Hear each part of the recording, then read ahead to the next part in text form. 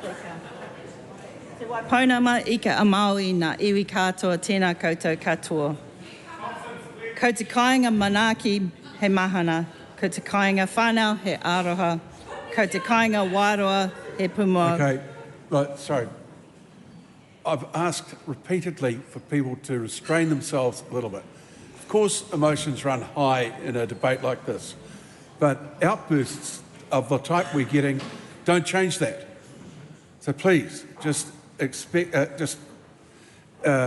a bit of decorum in the House. The Honourable Casey Costello.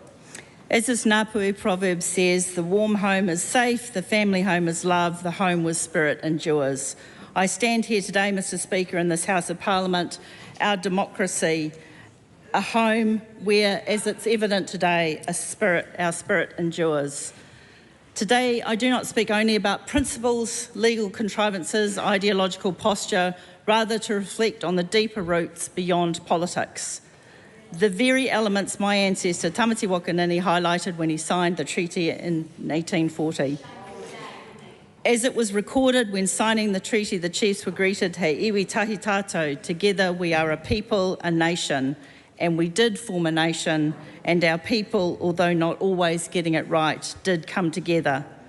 We are not a people who should fear debate, ideas, or difference of opinion. Democracy is weakened by a censorious approach. Democracy is chilled if the highest court in the land is stifled. Difference of opinion are expected, and today in the esteemed debating chamber, we have the chance to demonstrate that we are not censorious and we will not be stifled. There is nothing to fear through challenging ideas and presenting different positions. That is what brings us to the House today, the ability to bring ideas, challenge those ideas and perhaps be enriched by those different perspectives and maybe come to a better position because of what we have learned. New Zealand First has a very long and consistent history, Mr Speaker, on our position regarding the treaty principles. As a party, we have brought legislation to this House in order to deliver clarity and certainty to this nation regarding the treaty and its influence on who we are. We have and continue to reject that there are principles. New Zealand First brought legislation in 2005, the principles of the Treaty of Waitangi deletion bill, which was voted down.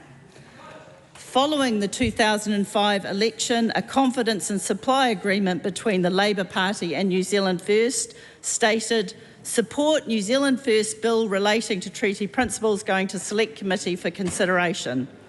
This allowed us to bring this bill back to this House.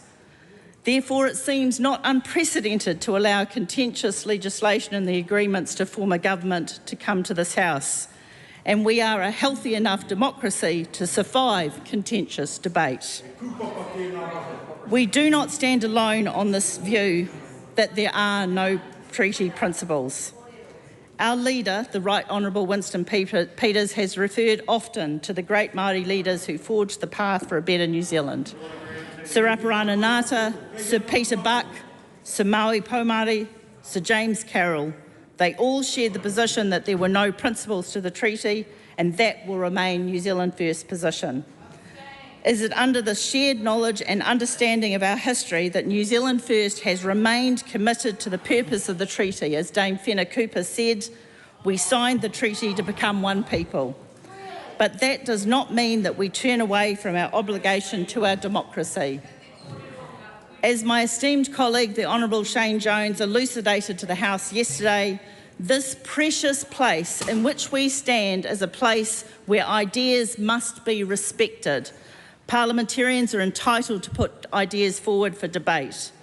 The issues on which a party campaigned and through that campaign received a mandate to enter this House must be respected, and the process of our democracy must be afforded the opportunity to be heard.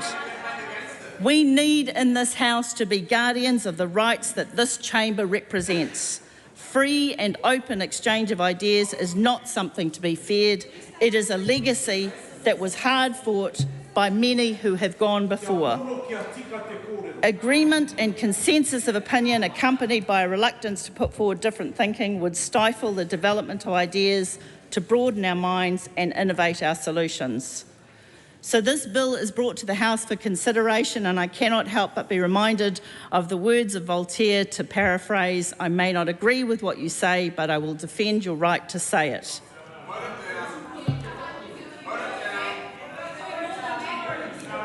It is important to maintain perspective and dignity in this debate, and we do not allow this to become antagonistic. New Zealand First will, as we've committed to, support this bill to the first reading. It is our commitment to this government and to this democracy.